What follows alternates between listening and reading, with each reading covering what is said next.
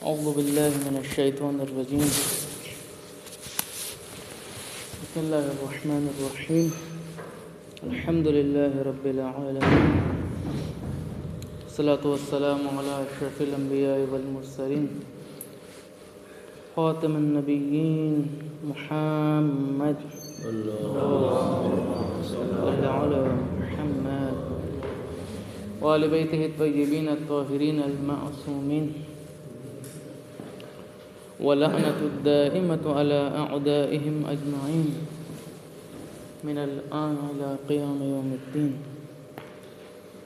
فقد قال الله تبارك وتعالى في كتابه المجيد وفرقانه الحميد وقوله الحق: أعوذ بالله من الشيطان الرجيم. ألف لام ميم ذلك الكتاب لا ريب فيه هدى للمتقين. درود بھیجیے محمد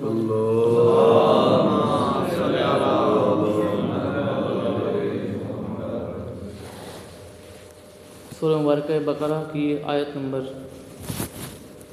1 اور 2 آپ کی خدمت میں پیش کی ہے. اس سے پہلے کہ ہم درس قرآن کے عنوان سے آشنا ہوں، کوشش ہوگی کہ قرآن کے متعلق ہم کچھ سیکھیں اور جانیں کہ اللہ کی جو بہترین کتاب ہے، جو رسول اللہ صلی اللہ علیہ وآلہ وسلم پر نازل ہوئی، وہ ہمارے لیے ہدایت ہے، وہ ہمارے لیے نور ہے، وہ ہمارے لیے ایک روشنی ہے. تو قرآن سے پہلے ہم آشنا ہو جائیں، قرآن سے پہلے ہم ایک حد تک معلومات میں اضافہ کریں، پھر ہم آگے بڑھیں گے انشاءاللہ. اللہ تعالیٰ فرماتا ہے کہ الف لام میم ذالک الکتاب لا ریب فیہ ھدی للمتقین. یہ آیت آپ نے سن رکھی کہ یہ وہ عظیم کتاب ہے، ذالک الکتاب لا ریب فیہ، کہ جس میں کوئی ریب نہیں، جس میں کوئی شک نہیں، جس میں کوئی شبہہ نہیں، جس میں کوئی آپ کو کسی قسم کا کوئی مسئلہ نظر نہیں آئے، بالکل صاف شفاف، بالکل آئینے کی طرح. جس طرح آپ شیشہ آپ کے گھر میں ہوتا ہے، آپ اس میں اپنا چہرہ دیکھتے ہیں، اس طرح قرآن میں بھی ہم نے اپنا پورا روپ دیکھا، پوری زندگی ہم نے قرآن کے اس میں جائزہ لیں گے. باتیں آسان ہیں، کوئی مسئلہ تو نہیں ہے انشاءاللہ. تو یہ وہ عظیم کتاب ہے جس میں کوئی شک نہیں ہے قرآن میں. یہ پہلی خصوصیت ہو گئی قرآن کی. اور دوسرا کہ جو اس عظیم کتاب کا ٹاپک بھی ہے، عنوان بھی ہے، یہ کتاب ہدایت ہے. یہ کتاب کیا ہے؟ ہدایت. ھدی لل، کس کے لیے ہدایت ہے؟ متقین. تو یہ عظیم کتاب قرآن، ایک تو اس میں شک نہیں ہے، بالکل یقین کی اس میں باتیں پائی جاتی ہیں، اور دوسرا یہ کتاب ہدایت، اور ہدایت بھی متقین کے لیے. اس میں ایک نقطہ آپ کے میں کرتا ہوں، ضرور بھیجیے محمد والا.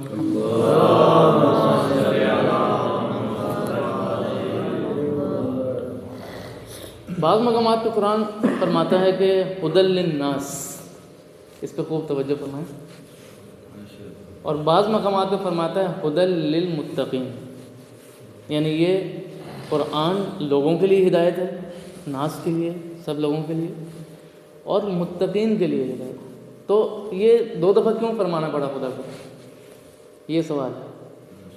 ھدی للناس، ھدی للمتقین. یہ تو لل ہے، اس میں ھدی لل، جو لام آ رہا ہے عربی میں، لام کے کئی معنی، 4-5 معنی لفظ لام.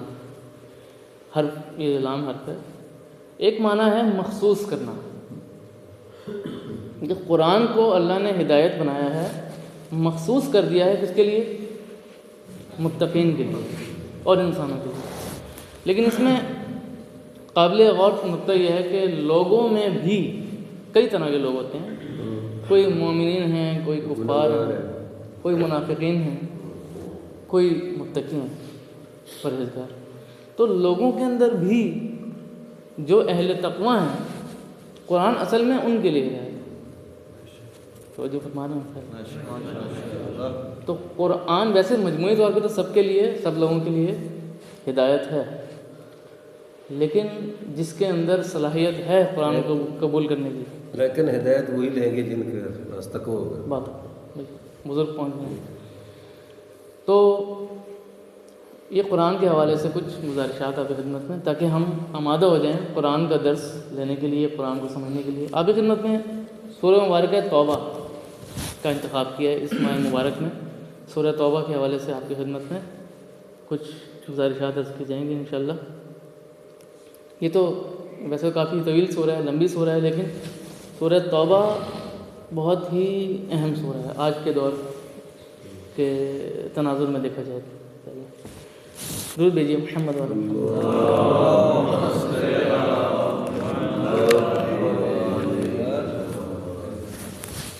سورہ توبہ کے حوالے سے کچھ مقدمہ آپ کے خدمت میں بیان کیا جائے. انشاءاللہ کل سے اس کے سلسلہ وار ہم آیت نمبر 1 2 3 پھر انشاءاللہ آگے بڑھیں گے. پہلے اس کا تعارف آپ کی خدمت میں پیش کیا جائے. سورہ توبہ ہے کیا؟ تو یہ قرآن کا وہ سورہ ہے کہ جس کے آغاز میں بسم اللہ نہیں ہے. تو یہ وہ تنہا سورہ ہے کہ جس کے آغاز میں بسم اللہ نہیں ہے. کیوں نہیں ہے؟ اس کی وجہ یہ ہے کہ اس کا آغاز براءت سے ہو رہا ہے، کنارہ کشی سے ہو رہا ہے. شرک و بت پرستی سے ہم نے دور رہنا، توحید کی طرف آنا ہے، اللہ کو ایک ماننا ہے. اس کی وجہ سے رحمت کا دخل یہاں نہیں ہے. تو بسم اللہ الرحمن الرحیم میں جو رحمت ہے، اللہ رحمان بھی ہے، اللہ رحیم بھی ہے. خدا یہ نہیں چاہتا کہ میں مطلب شرک و بت پرستی سے اس کا آغاز ہو رہا ہے تو میں اپنی رحمت کو یہاں پہ خدا کا غضب ہے. تو یہ وجہ ہے. دوسری بات کہ اس سورہ کے 14 نام وارد ہیں. 14 نام ہیں سورہ کے، اور جن میں سے مشہور جو ہے وہ یہی سورہ مبارک ہے توبہ، اور سورہ برات بھی اسے کہا جاتا ہے. تیسرا اس کا امتیاز سورہ کا یہ ہے کہ یہ آخری سورہ ہے کہ جو پیغمبر صلی اللہ علیہ وآلہ وسلم پر نازل ہوئی. رسول خدا صلی اللہ علیہ وآلہ وسلم پر نازل ہونے والا آخری سورہ. کب؟ 9 ہجری میں یہ سورہ نازل ہوا، اور 11 ہجری کو آپ جانتے ہیں رسول خدا کی وفات. کیوں اہم یہ سورہ مبارکہ توبہ؟ کہ یہ جو آج کے دور میں آپ دیکھ رہے ہیں ایران، اسرائیل، امریکہ کا جو معاملہ چل رہا ہے، جنگ چل رہی ہے، ایک عجیب صورتحال بنی ہوئی ہے. ان حالات کو سمجھنے کے لیے یہ سورہ بہت مفید ہے، کیونکہ اسی سورہ میں ابھی میں بیان کروں گا، اسی سورہ میں مختلف جنگوں کا ذکر ہے، اہم جنگوں کا ذکر ہے. مثلا جنگ تبوک، ایک جنگ لڑی گئی تاریخ میں، ہم دیکھیں گے آیات ہیں انشاءاللہ تفصیل سے بیان ہوگا کہ جنگ تبوک کیا ہے. پھر اسی سورہ میں جنگ حنین کا بھی اس میں بیان ہے. اور یہ جو سوشل میڈیا پہ آپ دیکھتے ہیں کہ کافی خرابیاں چل رہی ہیں اور مختلف طرح کے، تو سوشل میڈیا میں جو جنگ وارد ہے اس کو سمجھنے کے لیے بھی یہ سورہ بہت مفید ہے. تو یہ انشاءاللہ آپ کی خدمت میں بیان ہے. اسی طرح سے مختلف داستانیں اس سورہ میں بیان ہوئی. مثلا داستان ہجرت پیغمبر صلی اللہ علیہ وسلم درود بھیجیے محمد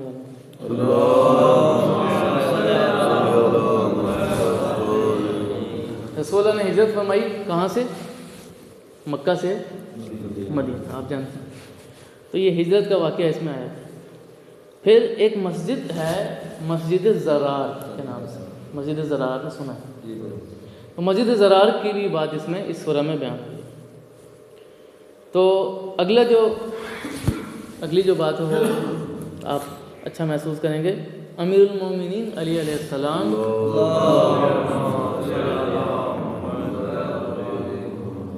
کے فضائل بیان ہوئے ہیں اس سورہ کے.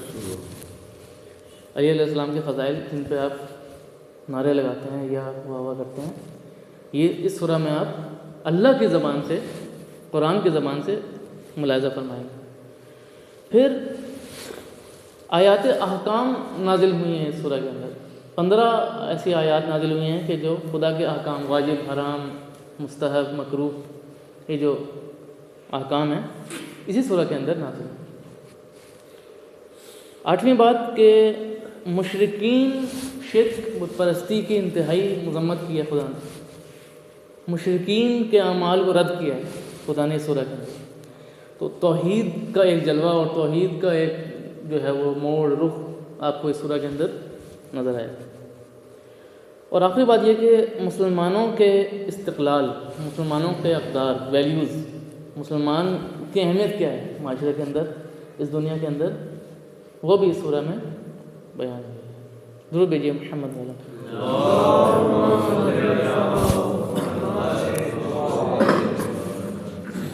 پھر آتے ہیں کہ اس سورہ کی فضیلت کیا ہے۔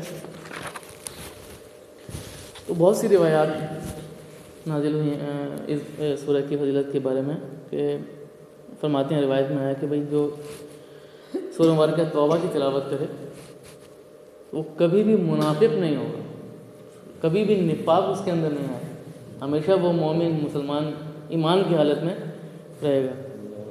اور دوسرا فائدہ یہ کہ وہ شیعہ امیر المومنین میں سے ہو، تو کس کی خواہش نہیں ہے کہ وہ علی علیہ السلام کے پیروکاروں میں، علی علیہ السلام کے شیعوں میں، محبوں میں شمار۔ تو سورہ توبہ کی تلاوت ہمیں کرنی چاہیے۔ علماء نے اس میں محنت کی ہے، بندہ حقیر نے تھوڑی سی زحمت کی ہے، علماء نے کام کیا ہے، ایران کے علماء نے بہت کام کیا ہے۔ تو بندہ حقیر نے ترجمہ کیا ہے، ایک سخنان ہے، مولانا ہے وہاں آغا رفیع کے نام سے، انہوں نے حرم مطہر حضرت معصومہ قم سلام اللہ علیہ میں اسی سورہ کے تفسیر کے ذیل میں دروس تھی۔ تو بندہ حقیر نے زحمت کی، اردو ترجمہ آپ کی خدمت میں پیش کیا، اور انشاءاللہ آیات آپ کے سامنے ہوں گے۔ علماء نے کتابیں لکھی ہیں، ایک کتاب ہے سرزمین تبوک کے نام سے، جو آیت اللہ سبحانی کی کتاب ہے۔ تو یہ تبوک اس لیے انہوں نے نام رکھا کہ اس میں تبوک کا ذکر ہے، لیکن ویسے یہ سورہ توبہ کی شرح ہے، سورہ توبہ کی تفسیر۔ اب آتے ہیں کہ ایک روایت پہ آتے ہیں اور اپنی بحث کو ختم کرتے ہیں۔ کل سے انشاءاللہ آیت نمبر 1 کی طرف جائیں گے۔ صلی خدا صلی اللہ علیہ وآلہ وسلم۔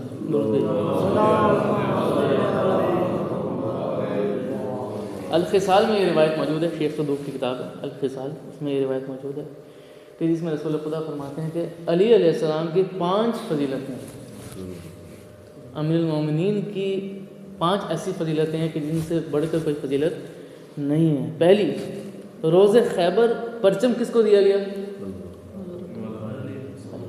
یہ علی کی فضیلت۔ کون بیان کر رہا ہے؟ رسول خدا صلی اللہ علیہ وسلم۔ دوسری، سب کے لیے دروازے بند ہو گئے مسجد نبوی کے، وجہ ہے اور علی علیہ السلام کے دروازہ پر، یہ علی کی دوسری فضیلت۔ تیسری، حدیث منزلت علی علیہ السلام کے بارے میں آئی کہ علی کو مجھ سے وہی نسبت ہے کہ جیسے موسیٰ کو۔ تو یہ دلیل بھی ہے علی علیہ السلام کی خلافت کی اور امامت کی۔ چوتھی، روز غدیر رسول نے فرمایا کہ من کنت مولا فہذا علی، یہ علی علیہ السلام کے بارے میں فرمایا، کسی کے اور کے بارے میں نہیں فرمایا۔ اور پانچویں یہی سورہ توبہ کے حوالے سے کہ سورہ توبہ کی تبلیغ کے لیے علی علیہ السلام کو رسول خدا نے بھیجا کہ مشرکین کو آپ تبلیغ کریں۔